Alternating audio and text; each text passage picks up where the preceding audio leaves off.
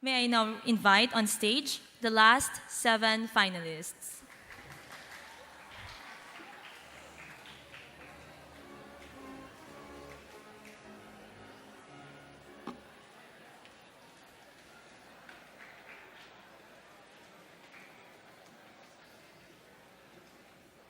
May I request everyone to observe silence.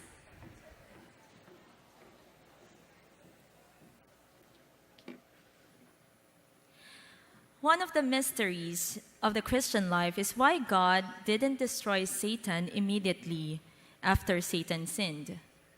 We know that God will one day defeat Satan by throwing him into the lake of fire, where he will be tortured day and night forever. But sometimes we wonder why God has not yet destroyed him. Perhaps we will never know God's exact reasoning, but we do know certain things about his nature. Let us witness how great our God is in this piece, The Champion. Contestant number 7.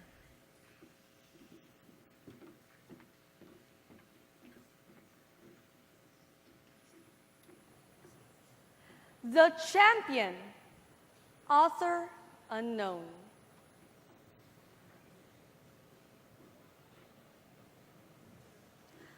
Ladies and gentlemen, in the vast expanse of a timeless place, where silence ruled the outer space, ominously towering it stood, the symbol of a spirit war between the one named Lucifer and the morning star, the ultimate good.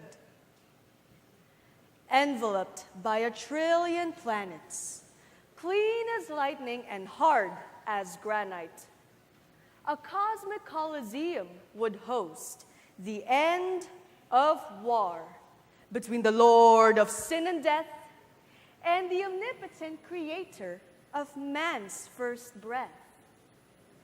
Who will decide forever? Who will be the champion?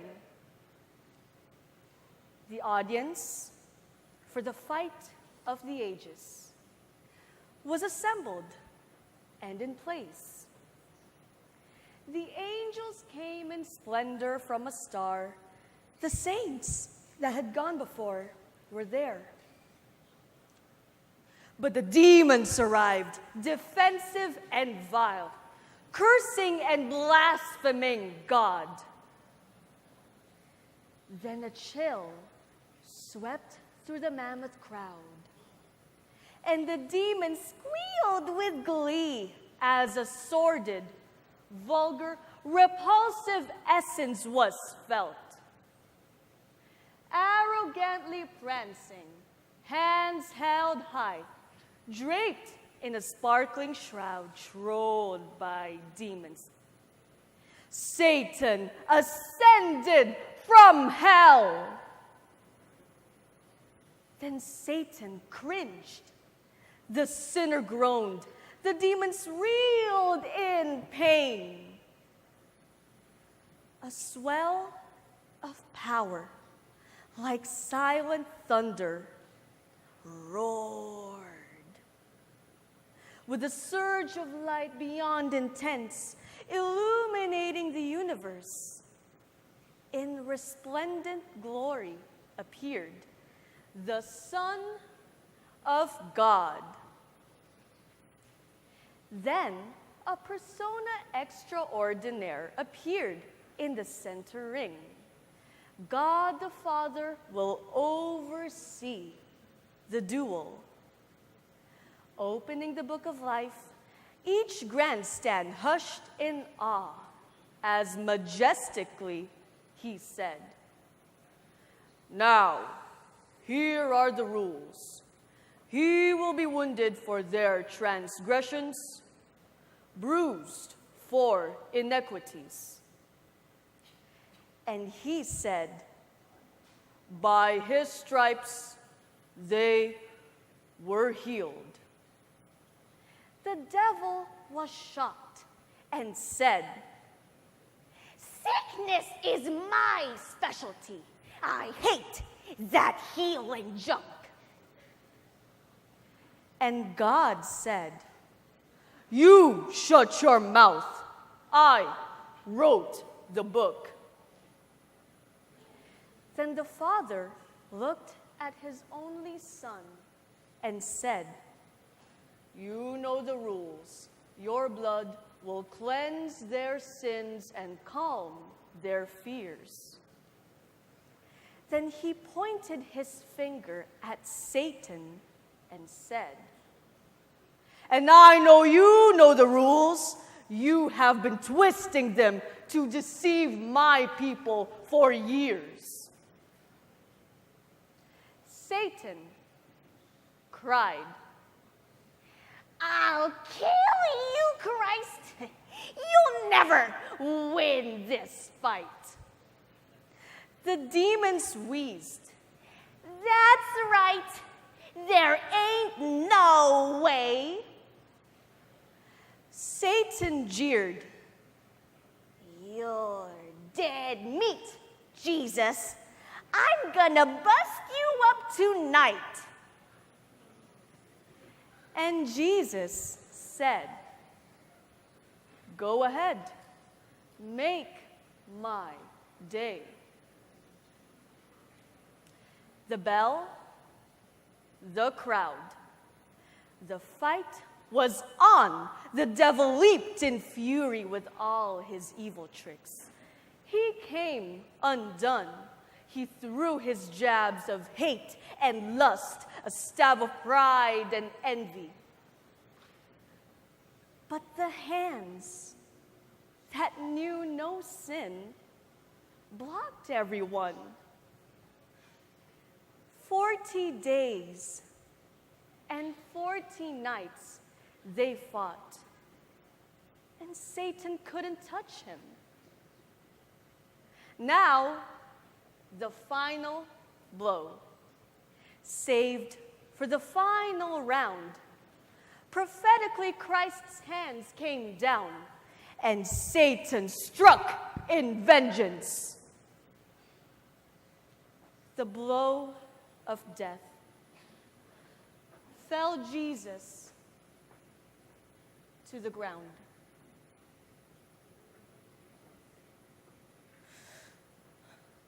The devils roared in victory. The saints were shocked and perplexed as wounds appeared upon his hands and feet. Then Satan kicked him in his side, and blood and water flowed. And they waited for the 10th count of defeat. God the Father turned his head, his tears announcing Christ was dead. The 10th count would proclaim the battle's end. Then Satan trembled through his sweat in unexpected horror. God started to count by saying, 10. Hey, wait a minute, God.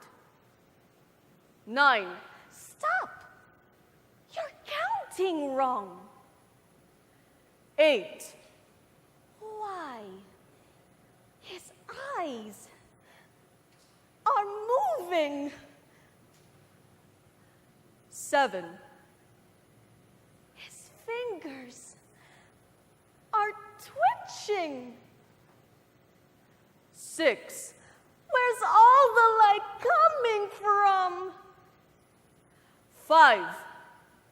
Oh no, he's alive. 4. Oh no. 3, 2, oh yes, Christ has won. He has won. He is alive forevermore. Christ is risen. Christ is Lord. Proclaim the news in every tongue, through endless ages and beyond. Let it be voiced from the mountains, loud and strong.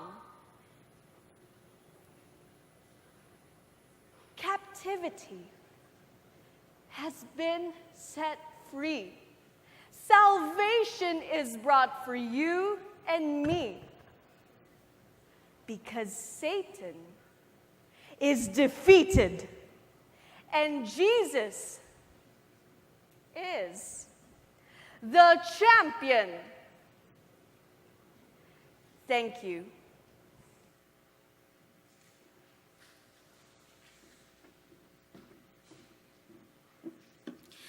Our late chairman of the board and well-respected publisher of the Philippine Star explored a great variety of subject matter in his prose attempts.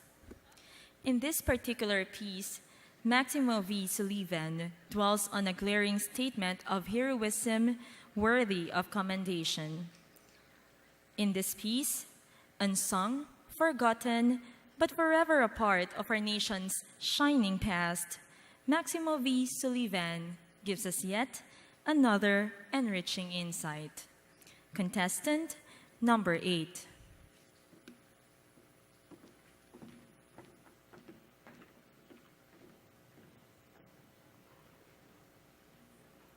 Unsung, forgotten, but forever a part of our nation's shining past. By Maximo V. Sullivan.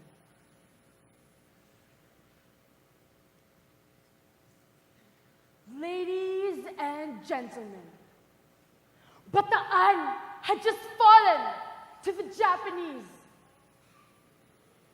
Corregidor, that last stronghold, still holding against the invader, was on the verge of being overran. The voice of the freedom, that daily radio broadcast carrying a message of hope from the embattled rock, was on the brink of being snuffed out. Young Carlos Malonzo, not yet 17, in Japanese-occupied Manila, and his teenage friends hatched a wild scheme. They tunneled into one of the many warehouses commandeered by the Japanese, where a good supply of canned goods was kept, sealed off by the occupying troops for the exclusive consumption of the Japanese military. Under the noses of the sentries, Malonza and his friends sprinted away case after case of canned milk and other impounded food. They sold these at the black market and accumulated a war chest, which enabled them to procure, in bits and pieces, crude radio transmitting equipment. Just as the Japanese were swarming all over Corregidor in April 1942, and the voice of the freedom was signing off with its final brave message of farewell, Malonzo's homemade transmitter went on the air on the same radio frequency. Manilans were startled by this mysterious new radio station. Malonzo and his youthful gang of 6 called their defiant daily broadcast the voice of Juan de la Cruz. They carted their guerrilla transmitter from place to place to evade from being discovered by the Japanese. They were a bunch of high-spirited high school kids, except for their scriptwriter, a college man named Arellano. Their verbal attacks created confusion among the furious Japanese. The brave young broadcasters called on to continue resisting and never to surrender. Finally, the Japanese caught up with them. Malonzo had just recently married his 16-year-old sweetheart, Violeta, and the couple were asleep in their pack home when a dreaded Campeta broke in and seized them.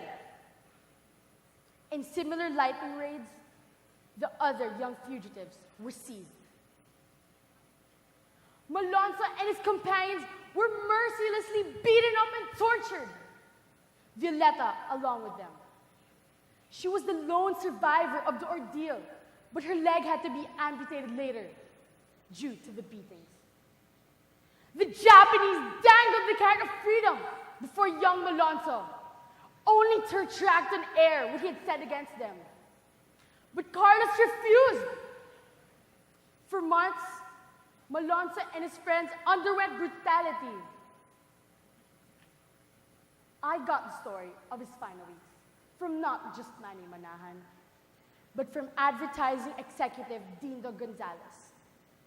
The heroism of Carlos Malonzo would have vanished unnoticed were it not for the fact that Manahan and Gonzalez occupied the adjourning cell of the prison. They could hear the Campeta beating up Malonzo while he cried out over and over that he would not recant. A gasping Malonzo shouted, "You cannot make me give up!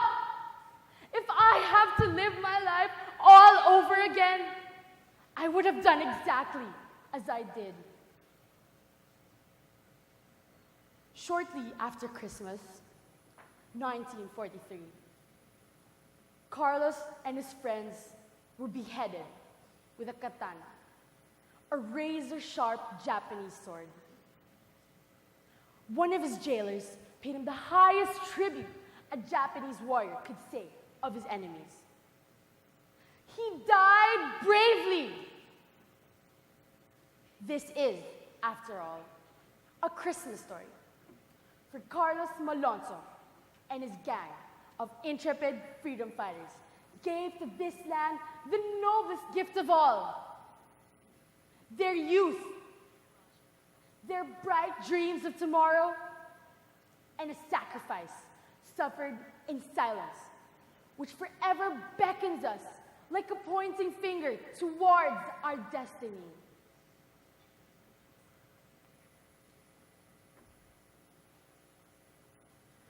God bless you, Carlos Malonzo. Thank you.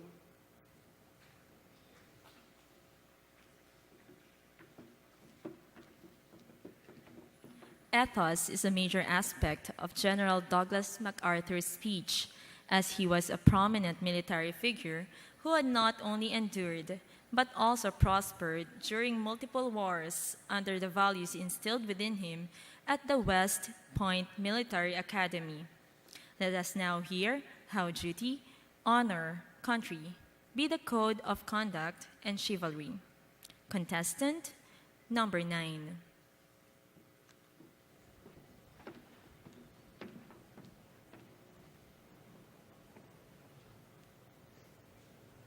Duty, Honor, Country by General Douglas MacArthur.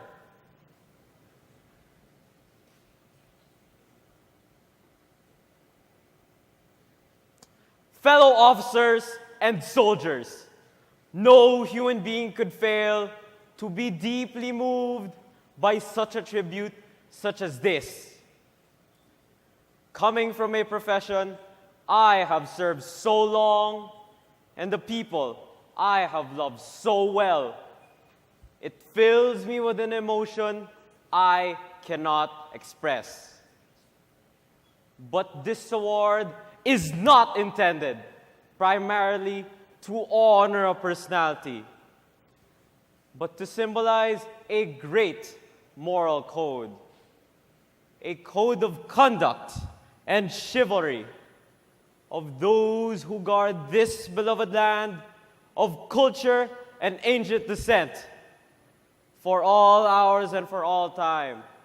It is an expression of the ethics of the American soldier. Duty, honor, country. Those hallowed words reverently dictate what you ought to be, what you can be, what you will be. They are your rallying point to build courage when courage seems to fail, to regain faith when there seems to be little cause for faith, to create hope when hope becomes forlorn. These are some of the things they do. They build your basic character. They mold you for your future roles as custodians of the nation's defense. They make you strong enough to know when you are weak. They teach you to be proud and unbending in honest failure, but humble and gentle in success. To face the stress and spur of difficulty and challenge, to stand up in the storm, and to have compassion on those who fall. To master yourself before you seek to master others. To have a heart that is clean, a goal that is high.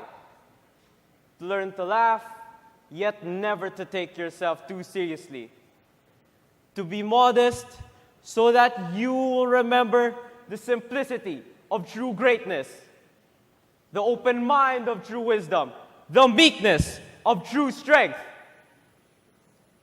They give you a temperate will, a quality of the imagination, a vigor of the emotions, a freshness of the deep springs of life, a temperamental predominance of courage over timidity, an appetite for adventure over love of ease. And what sort of soldiers are those you are to lead? Are they reliable? Are they brave? Are they capable of victory? Their story is known to all of you. It is the story of the American man at arms. I do not know the dignity of their birth, but I do know the glory of their death. They died unquestioning, uncomplaining, with faith in their hearts and on their lips, the hope that we would go out to victory. Always for them, duty, honor, country. Their resolute and determined defense, their swift and sure attack, their indomitable purpose, always victory, always through the bloody haze of their last reverberating shot. The vision of gaunt, ghastly men reverently following the passwords, duty, honor, country. Yours is the profession of arms, the will to win, the sure knowledge that in war there is not substitute for victory. You are the leaven which binds together the entire fabric of our national system of defense. The long gray line has never failed us. The shadows are lengthening for me. The twilight is here. My days of old have vanished, tone and tint. I listen for the witching melody of faint bugles blowing the reveille, of far drums beating the roll call. In my dreams, I hear again the crash of guns, the rattle of musketry, the strange, mournful mutter of the battlefield. But in the evening of my memory, I will always come back to West Point. Always.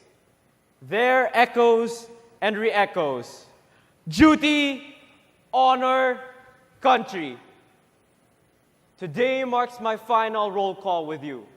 But I want you to know that when I cross the river, my last conscious thoughts will be of the Corps and the Corps and the Corps. I bid you farewell. Thank you.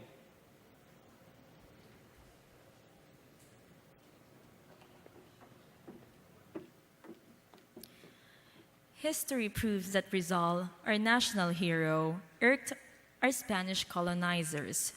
for his reformist ideals and intelligent ideas were a huge threat to their status in our country. And so, only one recourse was deemed best: silence his ideas or send him away for good. Since he was basically unblemished, they had to concoct allegations and accuse him of almost ridiculous crimes in a move to soften him. But being a man of principles and convictions, he did not just accept all accusations thrown at him sitting down. Well versed with laws, he tried to defend himself. This is Jose Rizal's speech of defense. Contestant number 10.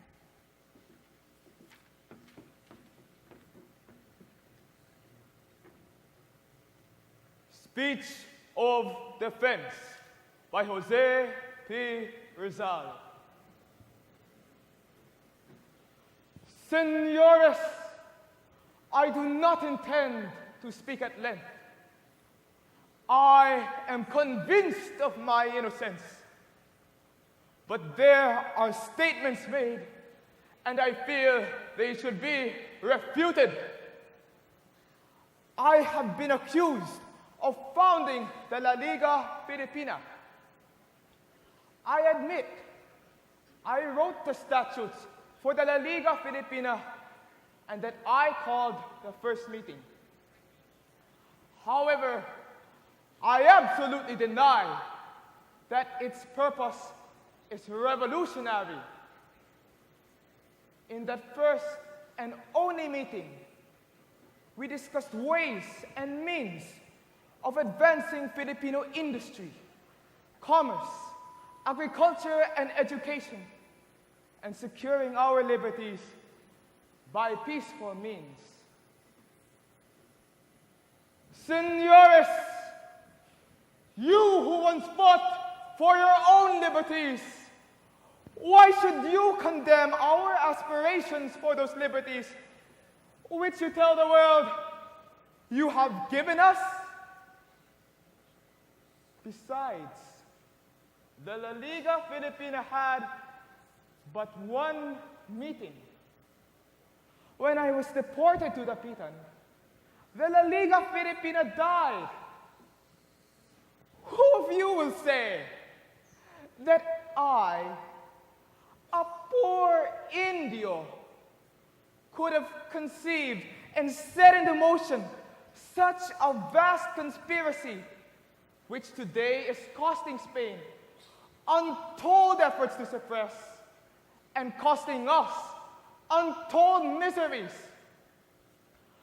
If the La Liga Filipina had revolutionary and sanguinary aims, if I was the recognized leader, if as the prosecution for the crown had so dramatically said, I was adored by its members as some sort of superior being, then why should its members, soon after I was deported, let the La Liga Filipina die and establish a Katipunan to take its place? Senores, it is clear that the La Liga Filipina had aims different from those of the Katipunan. Today I realize that most probably you are prejudiced against me, embittered by what I have said in my writings. Yet, at the same time, I am convinced of your sense of justice. If I have said bitter things, it was because at that time, I was embittered by the sight of suffering and miseries that my family was undergoing. Can you blame me for being bitter?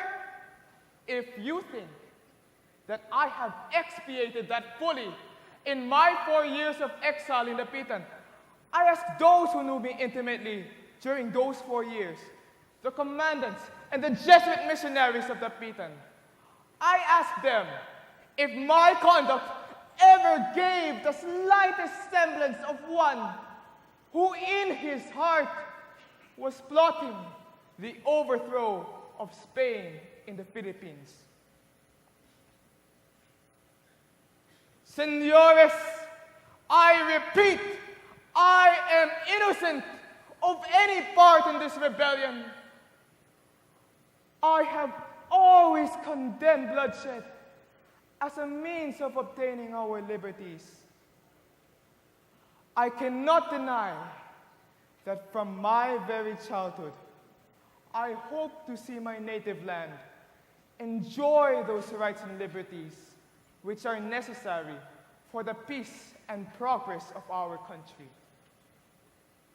I cannot deny that I have always looked forward to the day when Filipinos, culturally, economically, and socially, will be ready to guide their own destiny through the nobility of Spain and with God's providence, take her place among the free nations of this world. If by rebellion, señores, you mean this present bloody insurrection against the government, once more I say, I am not guilty. But if by rebellion you mean to hope and to desire, to labor and struggle by every peaceful means for the liberties of my country, and for that you demand the penalty of death, then gladly, willingly shall I die. Thank you.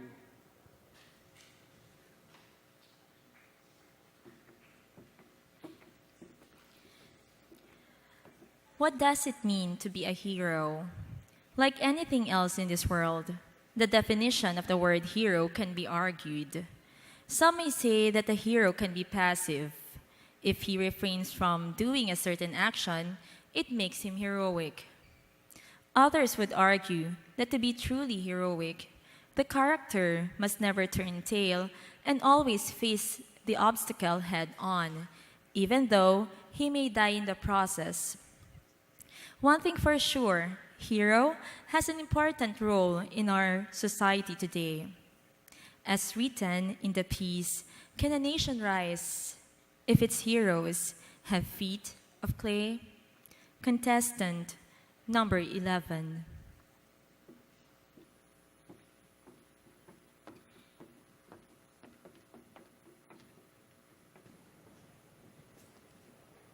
Can a nation rise if its heroes have feet of clay?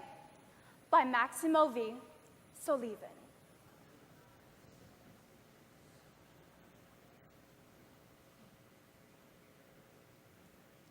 Ladies and gentlemen, it was Bonifacio who had raised the cry of Pugadlawin, known for decades as the cry of Balintawak, on August 29, 1896. But it was Aguinaldo who started winning victories against the Spaniards on the field of battle. It was inevitable that the two would have a fatal collision. The catalyst for this was a split within the Katipunan organization in Aguinaldo's native Cavite province. The showdown came at a convention in Tejeros in March 1897, when the contending factions sought to iron out their disagreements.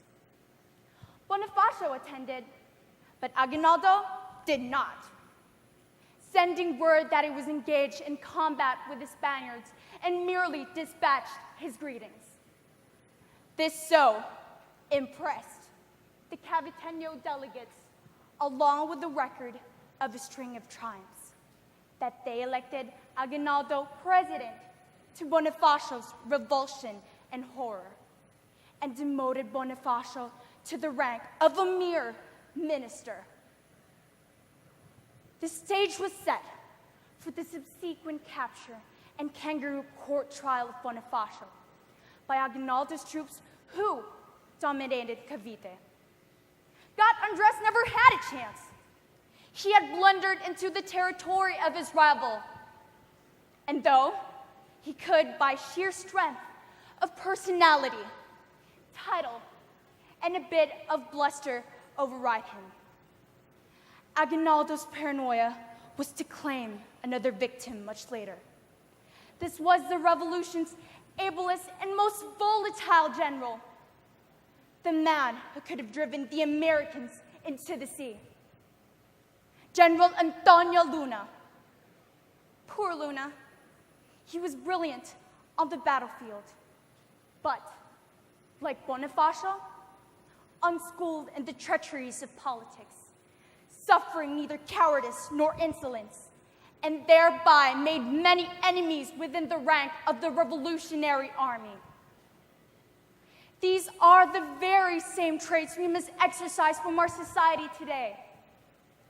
Our revolution against Spain, our resistance to the American invasion failed.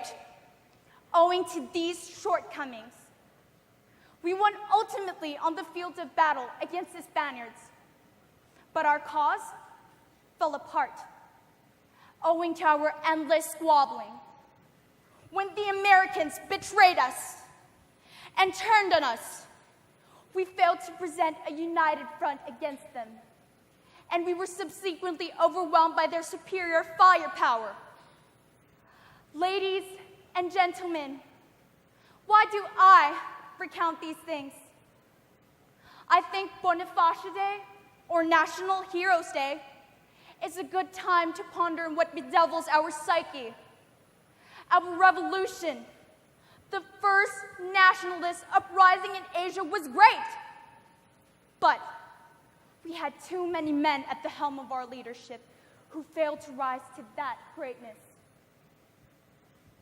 Let us not falter in the same disappointing manner that of finding ourselves and of emerging at long last a strong, self-confident, and a happy nation. Thank you.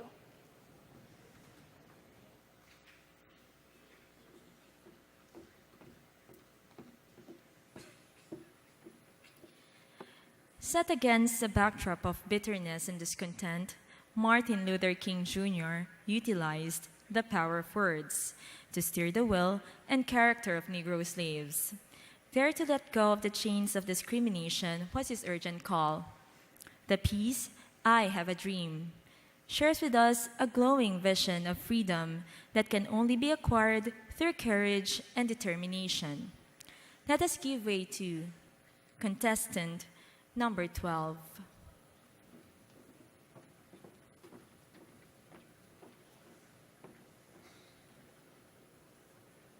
I Have a Dream by Martin Luther King Jr.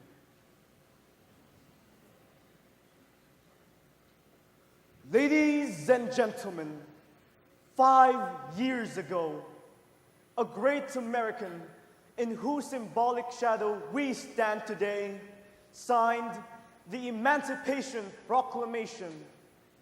This momentous decree came as a great beacon of hope to millions of Negro slaves who had been seared in the flames of withering injustice. It came as a joyous daybreak to end the long night of their captivity. But 100 years later, the Negro still is not free.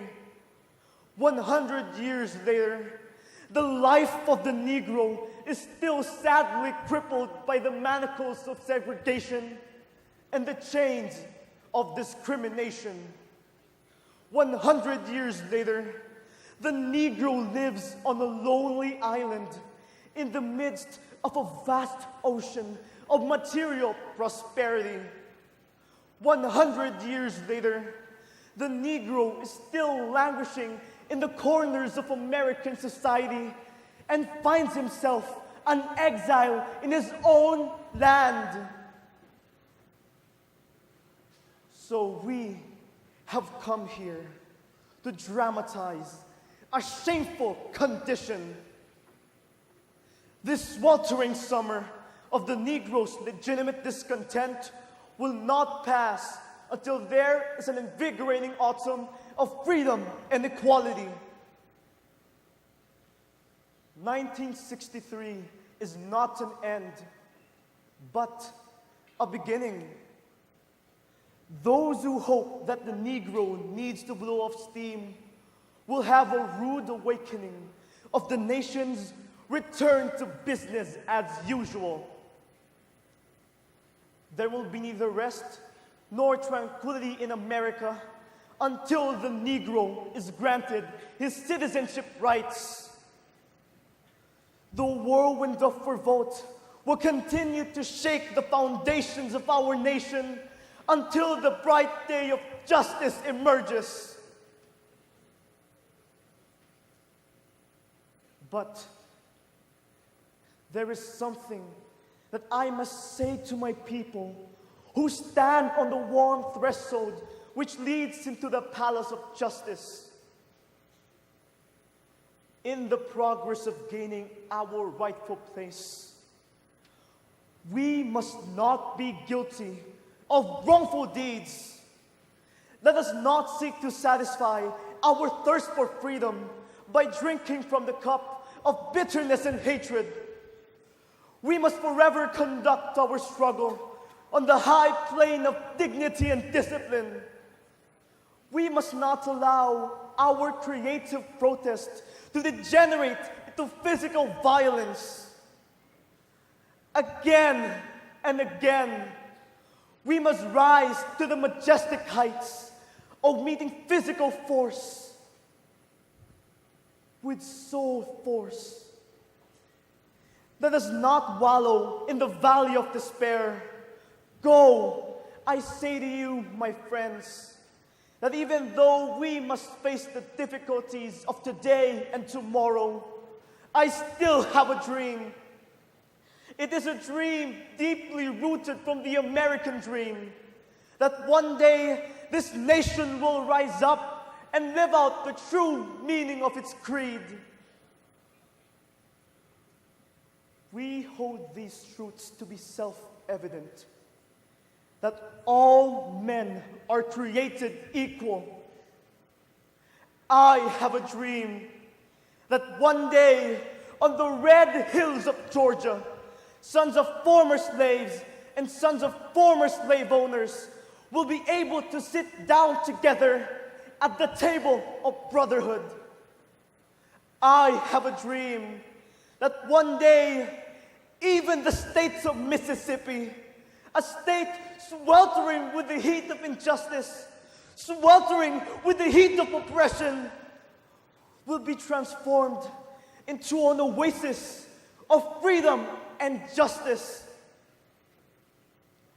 I have a dream that my 4 little children will one day be able to live in a nation where they would not be judged by the color of their skin,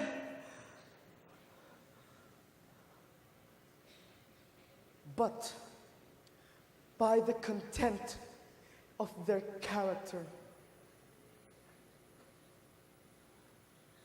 And this will be the day. This will be the day when all of God's children will be able to sing with new meaning. My country, 'tis of thee, sweet land of liberty, of thee I sing.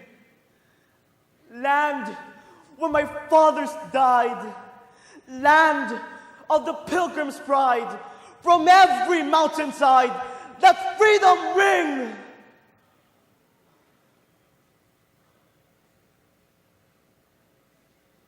And if America is to be a great nation, this must come true.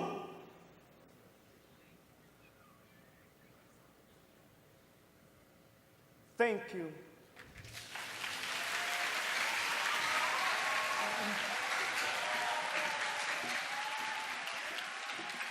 Thank you, participants. Please join your classmates in their seats.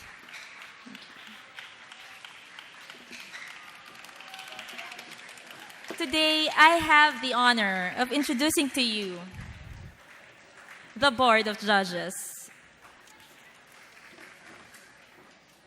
Our first judge graduated at the University of Asia and the Pacific with a bachelor degree of Integrated Marketing and Communications. She is an OB Montessori Center alumna, batch 2008. Ms. Villadolid is a medalist both in Elocution and Declamation Festival during her time. At present, she is connected to Macan World Group Philippines Incorporated as a manager tasked in client service involving ideation, creation, and execution of Nescafe or Nestle Philippine campaigns. Ladies and gentlemen, Ms. Mary Rose Villadolid.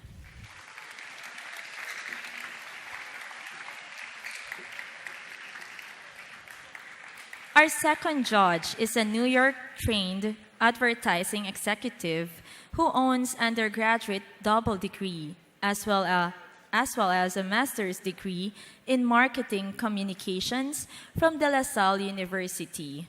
He is also an alumnus of OB Montessori Center batch 99. He also earned a postgraduate degree in applied marketing strategy from Cornell University.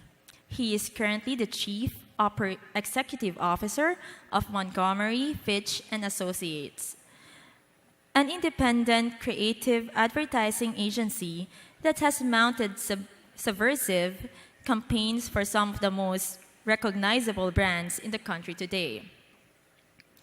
His proprietary performance improvement and business communications lectures are a culmination of more than decades worth of transcontinental experience in the creative communication industry and have been delivered to numerous educational institutions, Fortune 500 corporations, and non-profit organizations worldwide. Ladies and gentlemen, Mr. Luis Arcangel.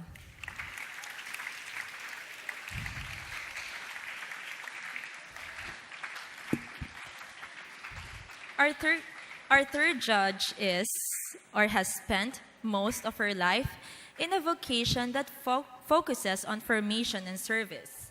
She has been in the teaching profession for the past 37 years. She graduated cum laude from the University of Santo Tomas with a degree Bachelor of Science in Education major in English. She earned her master's degree in literature from the same university. Her expertise includes courses in English grammar, creative writing, literature courses, speech communication, business communication, and technical writing. Ladies and gentlemen, our third judge is Ms. Joy Velarde.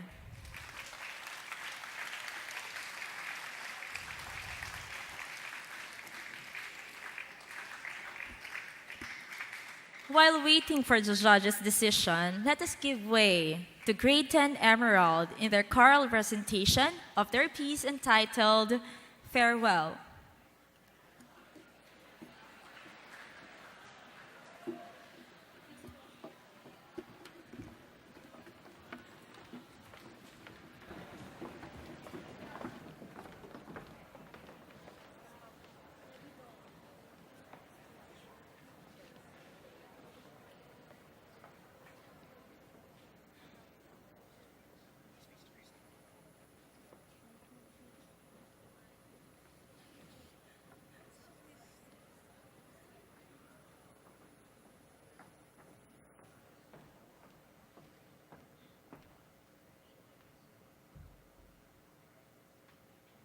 Lord, please save me.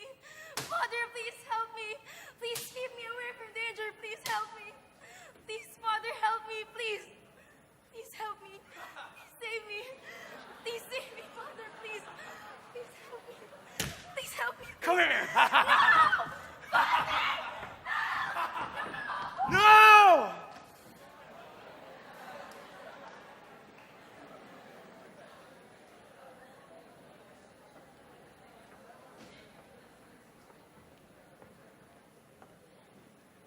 The Farewell by John Greenleaf Whittier.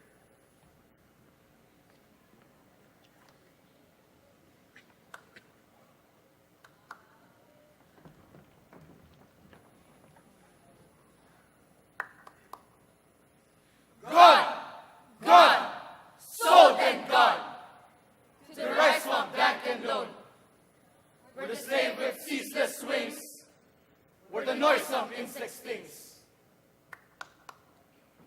where the fever demon strews poison with the falling dews, where the sickly sunbeams glare through the hot and misty air. Gone! Gone! Sold and gone! To the rice swamp dank and lone, from Virginia's hills and waters, woe is me, my stolen daughters. Gone! Gone! Sold and gone! To the rice swamp dank and lone. There, no mother's eye is near them. There, no mother's ear can hear them. Never! When the torturing lash sees their back with many a gash. Shall a mother's kindness bless them, or a mother's arms caress them? Gone! Gone! Sold and gone! To the rice swamp dank and lone, from Virginia's hills and waters, woe is me, my stolen daughters. Gone! Gone! Sold and gone! To the rice swamp dank and lone. Oh, when weary, sad, and slow, from the fields at night they go, faint with toil and racked with pain, to their cheerless homes again. There is no brother's voice shall greet them. There is no father's welcome meet them. Gone! Gone! Sold and gone! To the rice swamp dank and lone, from Virginia's hills and waters, woe is me, my stolen daughters. Gone! Gone! Sold and gone! To the rice swamp dank and lone, from the tree whose shadow lay on their childhood's place of play. From the cool spring where they drank, rock and hill and rivulet bank. From the solemn house of prayer and the holy councils there. Gone! Gone! Sold and gone! To the rice swamp dank and lone, From Virginia's hills and waters, woe is me, my stolen daughters.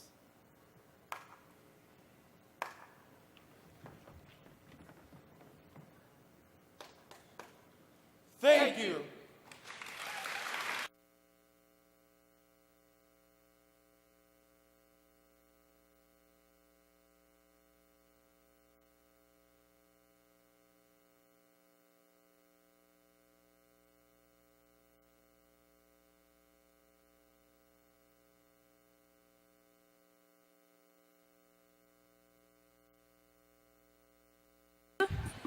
Thank you, Grade 10 Emerald.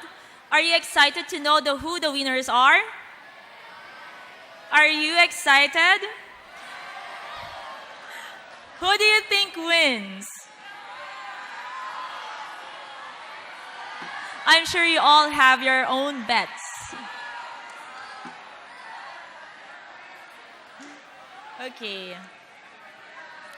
But before we announce who the winners are, we have a special number to present to you.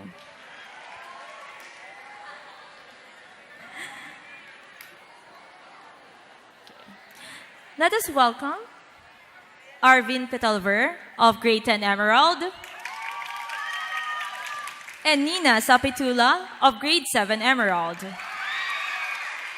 to give us an excerpt from Shakespeare's play, Romeo and Juliet.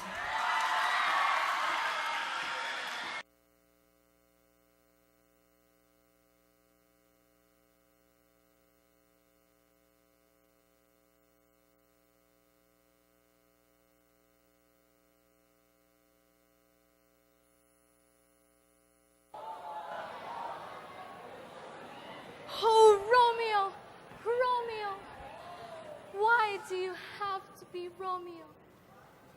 Forget about your father and change your name. Or else, if you won't change your name, just swear you love me and now stop being a Capulet. Should I listen for more? Or should I speak now? It's only your name that's my enemy. You'd still be yourself even if you stop being a Montague. What's a Montague anyway? It isn't a hand, a foot, an arm, a face, or any other part of a man. Oh, be some other name. What does a name mean?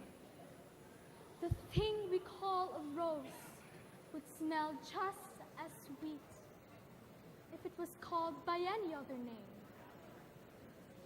Romeo would be just as